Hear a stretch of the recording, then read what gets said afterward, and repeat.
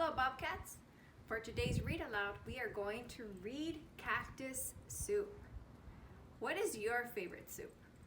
Some of you might like chicken noodles, some of you might like albóndigas, some of you like caldo de res. Well, regardless of your favorite soup, we're going to read about cactus.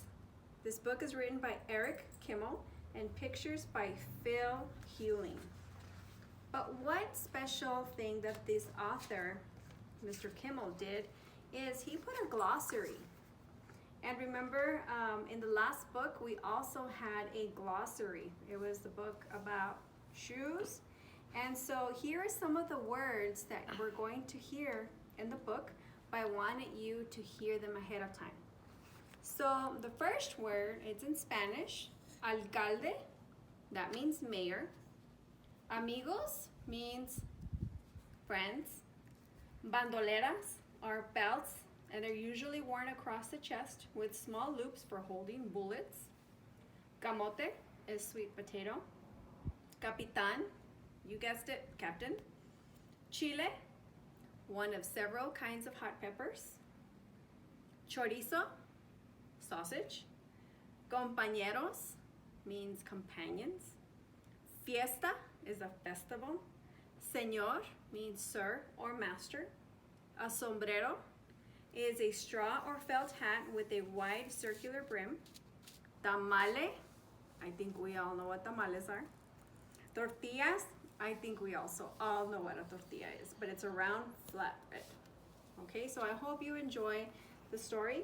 And the author's note is that the story of stone soup or nail soup appears in many cultures, and especially under the leaders such as Pancho Villa and Emiliano Zapata. Okay, so keep those things in mind as I read the story, Cactus Soup. One day, a troop of soldiers came riding toward the town of San Miguel.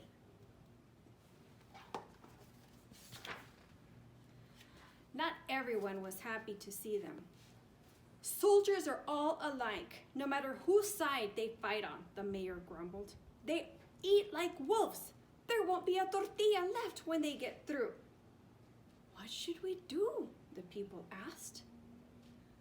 We'll do what we always do, said the mayor. We'll hide our food and tell the soldiers that we have nothing to give them.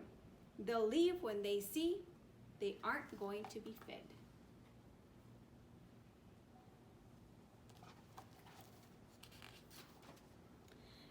Everyone in San Miguel went to work.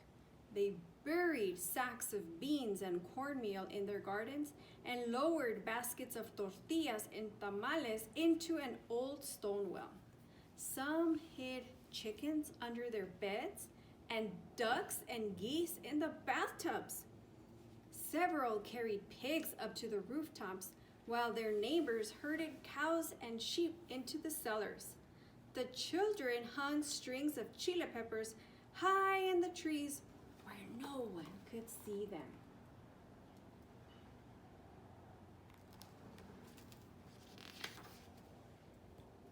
Once that was done, the townspeople put on torn, dirty clothes. They smeared mud on their faces and tried their best to look like poor, hungry people.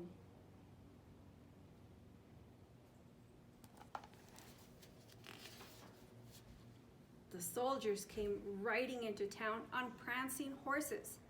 They wore these wide sombreros with leather bandoleras that slung across their chest. The captain saluted the mayor and townspeople. Señor Alcalde, mis compañeros and I have been riding all day. We're tired and hungry. Can you spare some bean and tortillas? We would be so grateful. The mayor frowned. I'm sorry, Señor Capitán. As you see, our town is very poor. Other soldiers came by the other day. They ate a few beans and tortillas that we had. Now we have nothing. There isn't even enough for the little ones. And the parents nudged their children, who began crying bitterly, just as they had practiced.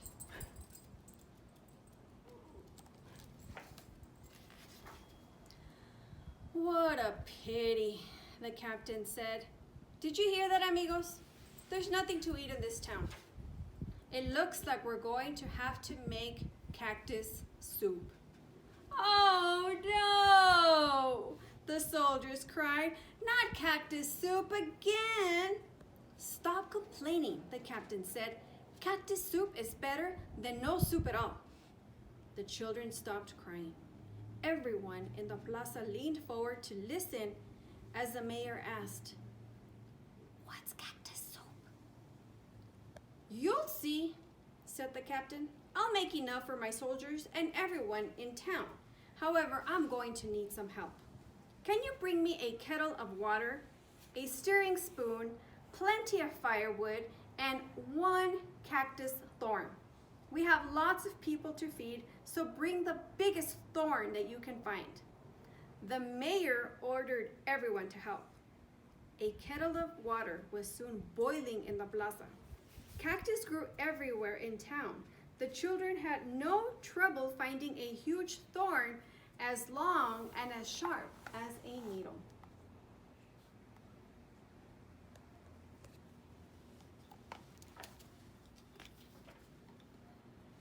"This thorn will make plenty of soup," the captain exclaimed. He dropped it into the kettle and he began to stir. "How can anyone make soup from a cactus thorn?" asked the priest. "Watch carefully. Perhaps we'll learn something," whispered the mayor. The people of San Miguel looked as the captain stirred and stirred and stirred. He lifted the spoon, he blew on it, and he let it cool. "Had a taste?"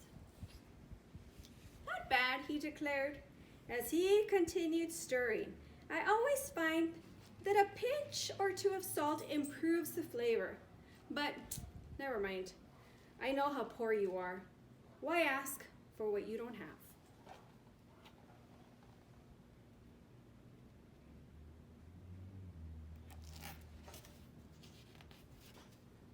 "We have salt," said the mayor.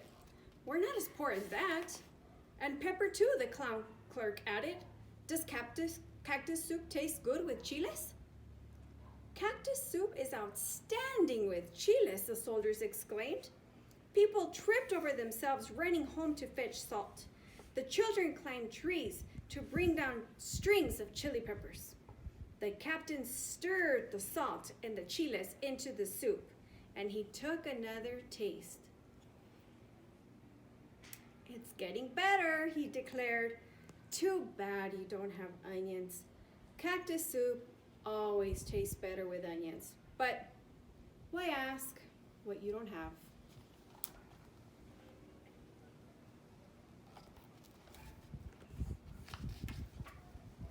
"I know where I can find some onions," said the priest. "What about garlic?" asked the sacristan. "Garlic makes excellent soup," the captain answered. The priest and the sacristan ran to the church. They came back a few minutes later with a sack of onions and several heads of garlic. The captain chopped up the vegetables and dropped them into the kettle. "Smell the soup," he exclaimed as he continued stirring. The people of San Miguel sniffed the air. "Soup that smells this good must taste wonderful," cried the members of the town council. "If only we had some beans and carrots and tomatoes and perhaps even a fat stewing hen. Then our soup would really have flavor," said the captain. "But it's fine the way it is. Why ask for what you don't have?"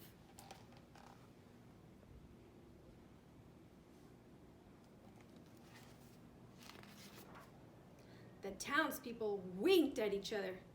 "Come with us," they told the soldiers. They returned in a few minutes carrying sacks of beans, bunches of carrots, baskets of tomatoes, and several fat stewing hens.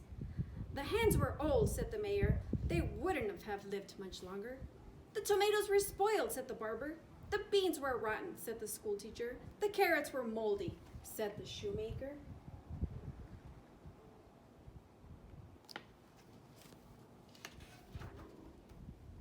Never mind, said the captain, as he stirred and stirred the ingredients into the thick, rich soup.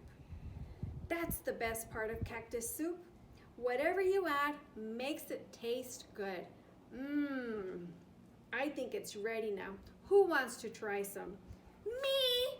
Everyone lined up in the plaza, bowls in hands. The captain ladled out the soup.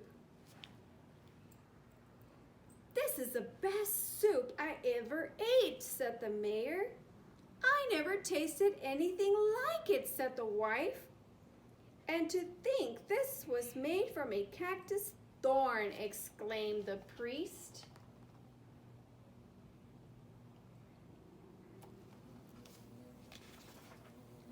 Not bad, said the captain.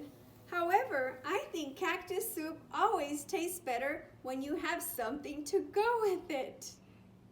Such as, the people asked. Tamales, tortillas, sweet potatoes, a roasting pig, cried the soldiers. That would make it for a real fiesta, the captain said. And some music too, for dancing later on. However, I know how poor you are.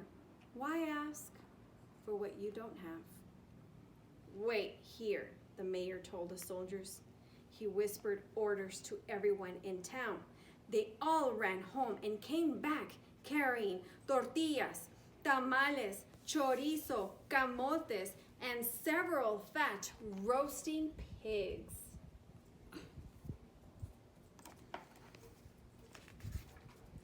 What a feast they had! As the night wore on, soldiers and townspeople ate until they could not hold another bite. Then they brought out accordions and guitars for singing and dancing. The fiesta lasted until dawn. Nobody in town could remember anything like it.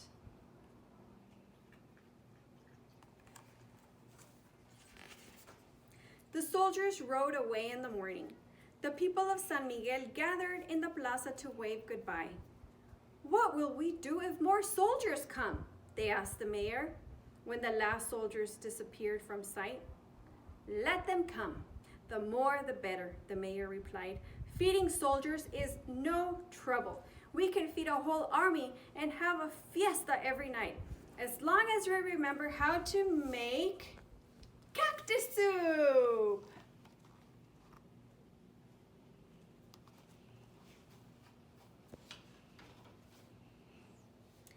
The end. Boys and girls, I hope you enjoyed Cactus Soup, and it's a very, very lovely story, and I hope that you enjoyed it. That's it for me today. I will see you all very soon. Bye.